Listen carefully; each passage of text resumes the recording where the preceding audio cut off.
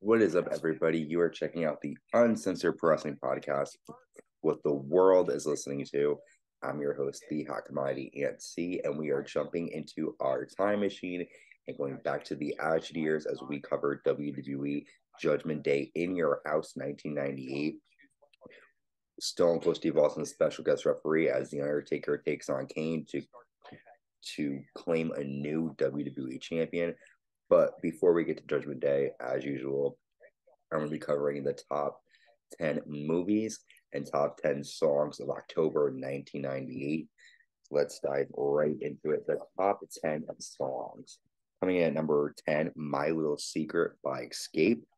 Number 9 is I'll Be by Edwin McCain. 8, This Kiss by Faith Hill. 7, Because of You by 98 Degrees. 6 is Lately by Divine. Number 5 is I Don't Want to Miss a Thing by Aerosmith. 4 is Crush by Jennifer Page.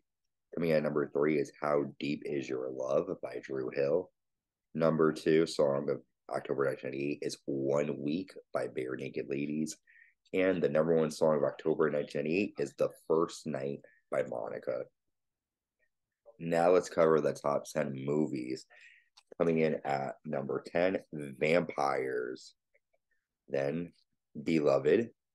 Number 8, A Night at the Roxbury. Number 7, Bride of Chucky. Number 6 movie is Pleasantville. Number 5, Practical Magic. 4 is T-Rex.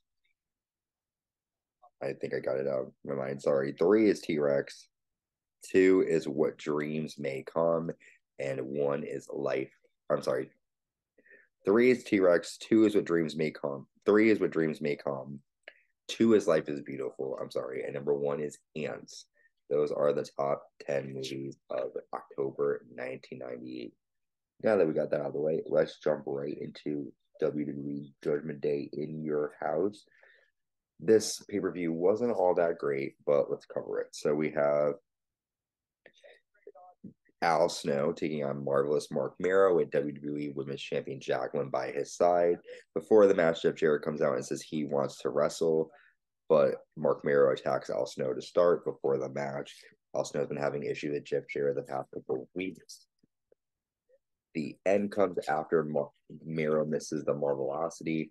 Al Snow pins him. Mero gets his foot on the ropes, and then Al nails the snowplow to get the clean victory over Mark Mero. Some decent stuff here, nothing great, but Al Snow continues to get the victory and edge up over Marvelous Mark Mero. Next, we have a 6-man tag match, LOD 2000, taking on DOA and Paul Ellering. A lot of action here. The end comes when LOD take control and nail a doomsday device, and Droz makes the pin, even though Hawk was the legal man. Afterward, Hawk looks upset, and it looks like there's some drama brewing with Legion of Doom. Next, we have the WWE Light Heavyweight Championship on the line. The Light Heavyweight Champion Taka Michinoku with Yamaguchi-san defending against Christian with Gangrel. And this was one of the better matches of the night. A lot of action here. The end comes when Michinoku nails a tornado DDT. He goes for a Michinoku driver, but Christian rolls him up, and Christian becomes your new WWE Light Heavyweight Champion. Interesting stuff seeing Christian win this title because he's not really a high flyer. We know his issues with his brother Edge and his partnership with Gangrel. So interesting stuff here making Christian win. Next, we have Goldust taking on Val Venis with Terry Runnels. Val has been with Terry. Goldust is back. Val nails a back suplex. Goldust hits a backdrop. Terry gets on the apron and says Goldust ruined her life. And then Goldust low blows Val Venis with that distraction and gets a 3-count victory.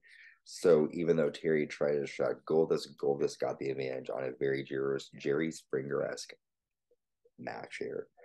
Michael Cole says Triple H's knee is re-injured.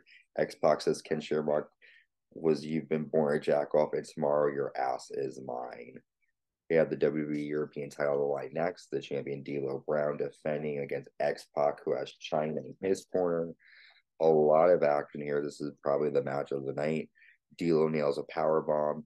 D'Lo jumps off the top rope into an X Factor by X-Pac, and X-Pac becomes your new WWE European Champion. Great match here, great action, match of the night. We have the WWE Tag Team titles up next. The champions, the New Age Outlaws, defending against the Headbangers. The Headbangers have been attacking the Outlaws with a boombox lately. Let's see what happens. Mosh lands a double flapjack to Billy. The Headbangers land a double flapjack to Billy Gunn, and then Road Dogg hits Mosh with a boombox, and the Headbangers get the win by DQ. The New Age Outlaws get a little revenge on the Headbangers. Next, we find out that Paul Bearer reportedly entered the Undertaker's locker room. Interesting stuff there. We get a Mankind interview with Michael Cole. Mankind said Shamrock's interviews are the leading cause of teen suicide in the world. Mankind asked Mr. Sacco what color the underwear he's wearing tonight. Very interesting stuff here too. Next, we have the WWE Intercontinental Champion Ken Shamrock defending the title against Mankind. This is another great match. Probably a second, third match of the night. Shamrock stomps Mankind's legs, and then Shamrock applies an ankle lock.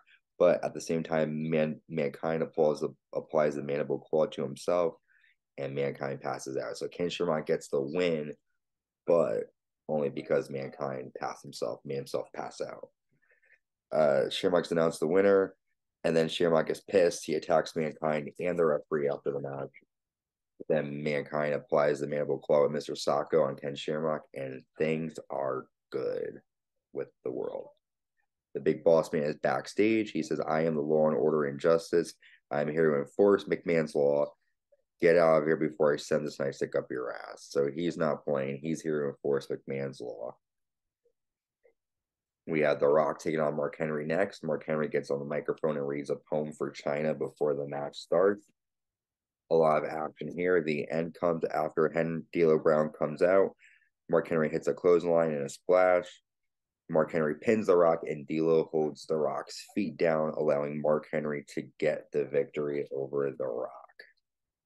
And we have our main event here, the WWE Championship on the line with special guest referee Stone Cold Steve Austin, The Undertaker taking on his brother Kane. A lot of back and forth action here. During the match, Brothers of Destruction attack Stone Cold Steve Austin. They choke slam him, and then Kane choke slams The Undertaker. Paul Bearer comes out with a chair. Paul Bearer nails Kane from behind with a steel chair. Paul Bearer turning on his son to side with The Undertaker. Undertaker hits Kane with a chair again. And then this is when the end comes. Undertaker pins Kane, but Stone Cold Steve Austin doesn't count. Austin hits a stunner on The Undertaker, and he counts both men out with a 3. Stone Cold grabs a mic and says the winner of the match is Stone Cold Steve Austin. Austin looks for Vince McMahon backstage. He comes back out to the arena. Vince is seen in a skybox with the big boss man, and Vince says, you said I didn't have the balls to fire you. Well, you should take out your cameras because Stone Cold Steve Austin, screw you, you're fired. Stone Cold said, I guess I was proved wrong. Vince, you listen up. You might not ever see me step foot in a WWE ring again, and I might start hunting season tomorrow, but you haven't seen the last of Stone Cold Steve Austin. So with that, Vince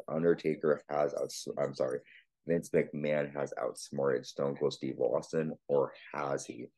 He has fired Austin tonight. Austin plans to go hunting tomorrow. What is going to happen? Thank you for tuning in. Decent episode. We're on the road in 1999. I'm excited to get to the next pay-per-view, which is Survivor Series, and then 1999. I want you guys to make sure you subscribe, like, and hit that notification bell to stay notified on YouTube. Give us a 5-star rating on Spotify, Apple Podcasts, Amazon Music, and wherever you get your podcasts. Stay safe and stay uncensored.